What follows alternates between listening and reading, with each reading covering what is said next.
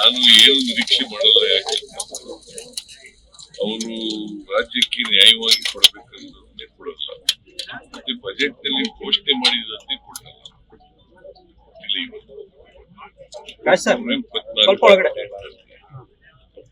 ಯೋಜನೆಗೆ 5,300 ಕೋಟಿ ಕೊಡ್ತೀವಿ ಅಂತ ಬಜೆಟ್ ನಲ್ಲಿ ಘೋಷಣೆ ಮಾಡಬೇಕು.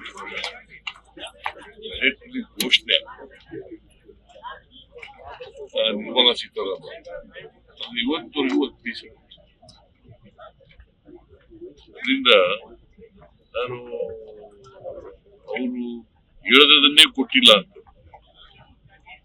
ಏನ್ ನಿರೀಕ್ಷೆ ಮಾಡೋದು ಅವರಿಂದ?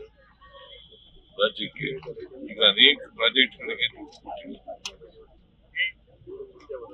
ಆಮೇಲೆ ನಮಗೆ ನ್ಯಾಯಯುತವಾಗಿ ಬರಬೇಕಾಗಿರುವಂತ ತೆರಿಗೆ ಪಾಲು, ರೆವಲ್ಯೂಷನ್ ಟ್ಯಾಕ್ಸಸ್ ಅದು ಕೂಡ ಸರಿಯಾಗಿ ಮಾಡಿಲ್ಲ, ಅನ್ಯಾಯ ಆಗಿದೆ. ನಮ್ಮ ರಾಜ್ಯದಿಂದ ವರ್ಷಕ್ಕೆ 4.5 ಲಕ್ಷ ಕೋಟಿ ತೆರಿಗೆ ವಸೂಲು, ನಮ್ಗೆ ಬರೋದು 60,000 ಕೋಟಿ ಅಷ್ಟೇ. ₹1 ನಾವು ತೆರಿಗೆ ಕೊಟ್ಟರೆ ನಾವು ಬರೋದು 13-14 ಪೈಸೆ ಅಷ್ಟು. ಅಲ್ಲಿಗೆ ನಮ್ಗೆ ಅನ್ಯಾಯ ಮಾಡ್ಲೇಬೇಕು ಅಂತ ನಿರ್ಧಾರ ಆಗ್ಬಿಟ್ಟಿದ್ದಾರೆ. ನಮ್ಗೆ ಅನ್ಯಾಯ ಮಾಡ್ಲೇಬೇಕು ಈ ಸರ್ಕಾರ ಅಂದ್ರೆ ಈ ರಾಜ್ಯಕ್ಕೆ.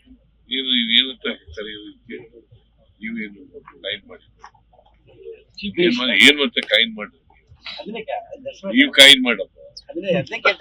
ಮಾನಸಿಕ ಸ್ಥಿತಿ ಮಾಧ್ಯಮದವರು ಕಾಯಿನ್ ಮಾಡಿ ಏನ್ ಮಾಡೋದು? ಅನ್ಯಾಯ ಆಗಿದೆಯಾ? ಅವರು ಬಜೆಟ್ ನಲ್ಲಿ ಘೋಷಣೆ ಮಾಡಿದ್ರು ಸರ್ ನಬಾರ್ಡ್ ಕಟ್ ಮಾಡಿದ್ರೆ